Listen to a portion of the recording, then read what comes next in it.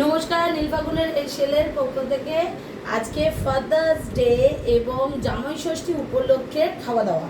যেহেতু আমার মা বাবা কেউ নেই আর আমাদের বড় কেউ নেই যে আমাদের নিমন্ত্রণ করে খাওয়াবে, তাই আমার বরকে আমি এত কিছু রান্না করে খাওয়াচ্ছি।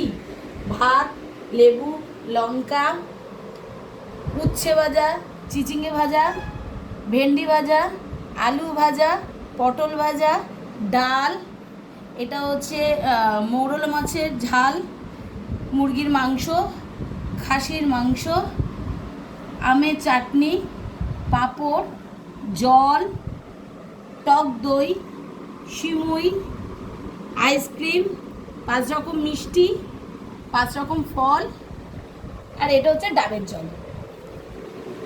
আমাদের মেনু আজকে কেমন লাগছে জানাবেন। লাইক, শেয়ার, সাবস্ক্রাইব করবেন। নমস্কার।